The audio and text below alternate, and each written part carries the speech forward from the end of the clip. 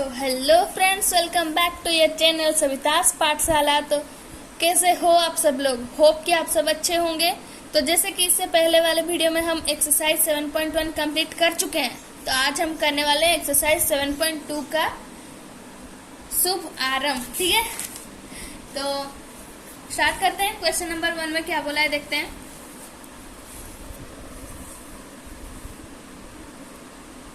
ठीक है, तो यहाँ पे क्वेश्चन नंबर 1 बोला है find the coordinate of the point which divide the join of -1,7 and 4,-3 in ratio 2:3। ठीक है, तो ये हम सेक्शन फॉर्मूला जो पढ़े थे वही हम यहाँ पे यूज करने वाले हैं। तो पहले यहाँ पे लिख लेंगे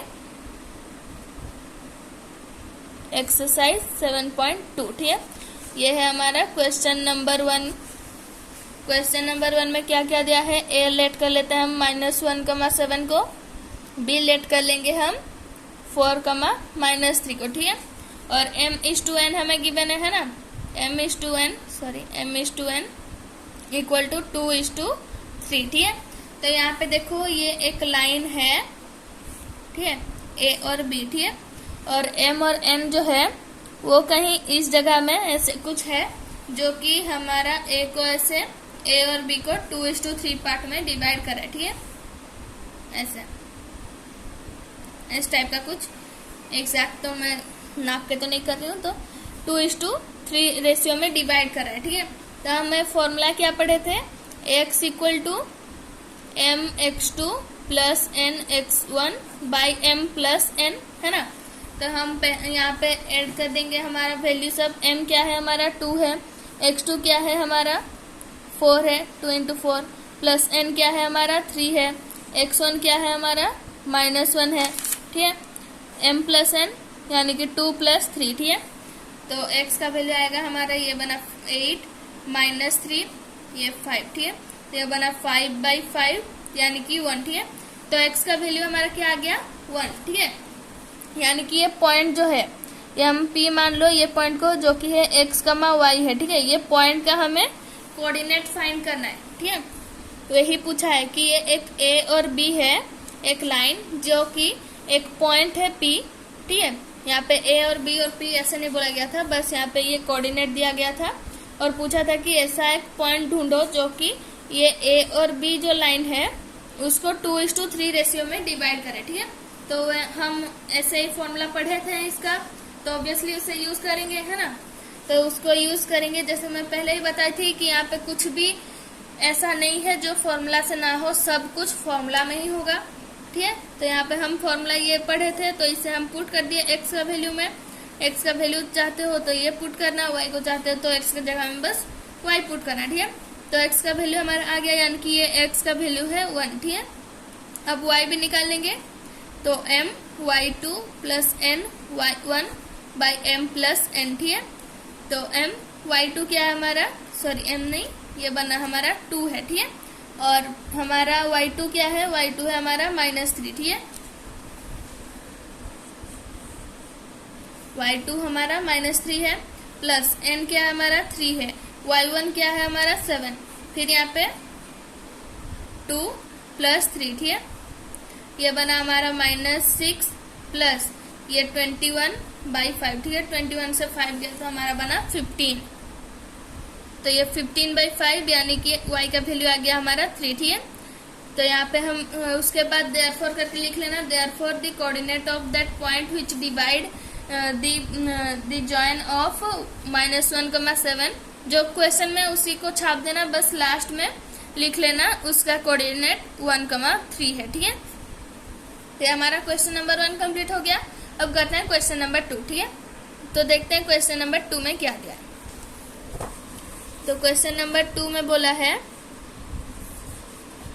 find the coordinate of point of trisection of the line segment joining 4,-1 and -2,-3। ठीक है, ट्राइसेक्शन मतलब क्या होता है? एक लाइन को 3 इक्वल पार्ट में डिवाइड करना बोला जाता है ट्राइसेक्शन। ठीक है, जैसे 2 इक्वल पार्ट में डिवाइड करते हैं तो बाइसेक्ट बोलते हैं, वैसे ही जब 3 पार्ट में करते हैं तो उसे ट्राइसेक्ट बोलते हैं। ठीक है, तो हम लेट कर लेते हैं a को 4,-1 और b होगा हमारा -2,3। -3, ठीक है।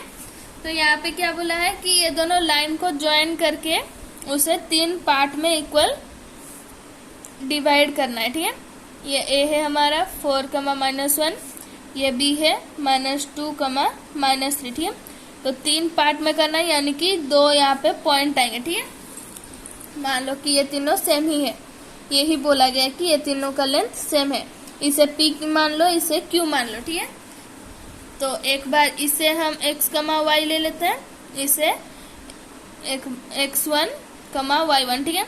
बट जब फॉर्मूला यूज करेंगे तो इसे x1, y1 नहीं मानेंगे। जब इसमें यूज करेंगे तो ये x1, y1 होगा, जब इसमें करेंगे तो ये x1, y1 वैसे होगा, ठीक है। ठीक है, तो यहाँ पे देखो सबसे पहले हम ये Q को भूल जाओ, ठीक है। तो इसमें क्या है, ये 1:1 है ना। 3 इक्वल पार्ट में है, 1:1 में है। जब हम Q को छोड़ देंगे तो यहाँ पे 1, 1, 2 हो गया, यानी कि A और B को P कितना में डिवाइड कर रहा है, 1:2 पार्ट में, ठीक है। P डिवाइड कर रहा है A और B को 1:2 पार्ट में। Q कैसे डिवाइड कर रहा है, P को भूल जाओ, तो Q डिवाइड कर रहा है 1 और 1 2:1 में, ठीक है। इतना तो समझ गए होगे, है ना। देखो फिर से समझा रही हूँ, रिपीट कर रही हूँ। क्या बोला है कि यहाँ पे P और Q एक ऐसा पॉइंट है जो A और B को इक्वल पार्ट में 3 पार्ट में डिवाइड कर रहा है, ठीक है। तो मान लो थोड़ी देर के लिए Q यहाँ पे है नहीं, ठीक है। Q नहीं है तो P क्या है यहाँ पे देखो ये 1 है ना। यहाँ पे क्या है, ये भी 1 है, ये भी 1 है, यानी कि 2 हो गया, है ना। Q को अगर भूल जाओगे थोड़ी देर के लिए तो 1:2 में डिवाइड कर रहा है P। वैसे ही P को थोड़ी देर के लिए भूल जाओ, Q है यहाँ पे, तो यहाँ पे 1 है, फिर यहाँ पे क्या है, Q यहाँ पे 1 और 1 2 हो गया, और यहाँ पे बचा 1। तो Q क्या है हमारा, डिवाइड कर रहा है 2:1 में, ठीक है। ठीक है, इतना तो समझ गए P और Q इस लाइन को किस तरह से डिवाइड कर रहा है ना। तो जब एक बार तुम Q को भूलो और यहाँ पे A और B और P को लेके हम यहाँ पे इक्वेशन फाइंड कर रहे हैं, ठीक है। तो x को ये हम m:n वाला फॉर्मूला यूज करेंगे, है ना। तो यहाँ पे ये x को फाइंड करेंगे जब P पॉइंट को लेके कर रहे हैं, तब हम क्या करेंगे, तो इस बार के लिए ये पार्ट को भूल जाओ, ठीक है। यहाँ पे देखो मैं और एक बार ड्रॉ करती हूँ, ये A B, ये है P, ठीक है। तो यहाँ पे हमारा 1:2 पार्ट में है ना। m:n जो कि 1:2 में डिवाइड कर रहा है, ठीक है। तो यहाँ पे हम x फाइंड करेंगे। ये हमारा x, y है, ये हमारा 4, -1 है, ये हमारा -2, -3 है, ठीक है। तो यहाँ पे x का वैल्यू निकालेंगे तो कैसे होगा हमारा, mx2 + nx1/m + n, ठीक है। तो m क्या है हमारा यहाँ पे 1 है, ठीक है। 1 × -2, ठीक है। 1 × -2 प्लस n क्या है हमारा 2 है, x1 क्या है हमारा 4 बाई m + n क्या होगा हमारा 3। तो ये बना हमारा -2 प्लस ये बना हमारा 8, ठीक है। तो ये बना /3, तो ये बना हमारा 6/3 यानी कि 2, ठीक है। तो x का वैल्यू क्या आ गया हमारा, x = 2 आया, ठीक है। वैसे ही y भी यहाँ पे निकाल लेंगे, है ना। y का फॉर्मूला भी वही बनेगा हमारा, y = my2 + ny1/m + n, ठीक है। m का वैल्यू है 1, y2 हमारा क्या है, y2 है हमारा -3, ठीक है, प्लस n क्या है हमारा 2 है,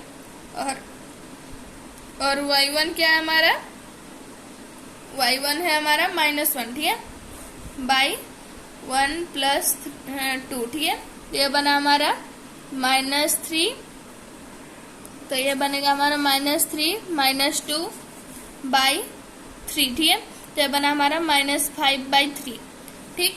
तो y का वैल्यू हमारा -5/3, -5/3 क्या आएगा हमारा, जो हम इसे पॉइंट में अगर निकाल लोगे तो बनेगा हमारा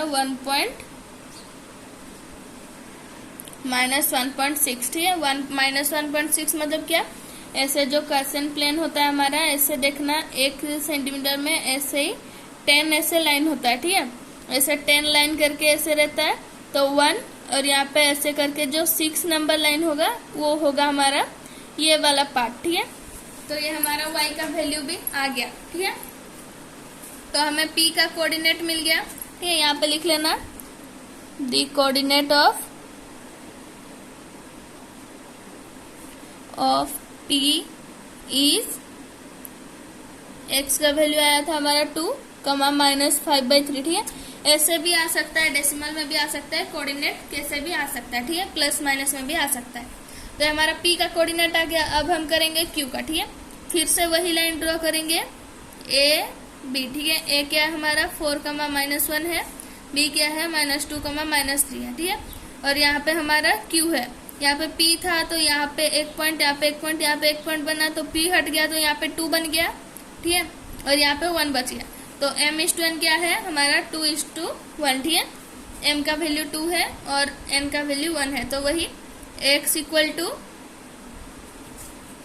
कर लेंगे m(x2) plus n x1 by m plus n। ठीक है, तो m है हमारा 2, x2 है हमारा -2, n है हमारा 1 और x1 है हमारा 4 बाई m प्लस n बनेगा हमारा 3। ठीक है, 2 + 1, ये बना हमारा -4, ये +4/3।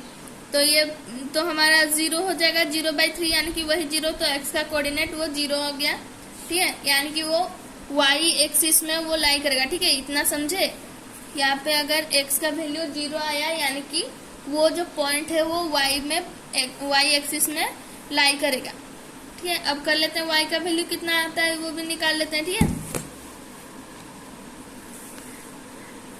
तो y equal to my2 plus ny1 by m plus n। ठीक है, तो m है हमारा 2 × -3 प्लस 1 × -1/3। ठीक है, तो ये बना हमारा -6 और ये बना हमारा -1/3, तो ये बना हमारा -7/3। जैसे यहाँ पे 5/3 आया तो 1.6 जो जितना लेंथ होगा उसमें आ रहा था, वैसे यहाँ पे -7/3 आया। तो वापस से वही लिख लेंगे the coordinate of Q is 0, -7/3। ठीक है, तो ये हमारा क्वेश्चन नंबर 2 कंप्लीट हो गया। तो इतना इस वीडियो में करेंगे, बाकी वीडियो में अगला क्वेश्चन करते हैं। तो मिलते हैं अगले वीडियो में, तब तक के लिए goodbye and take care.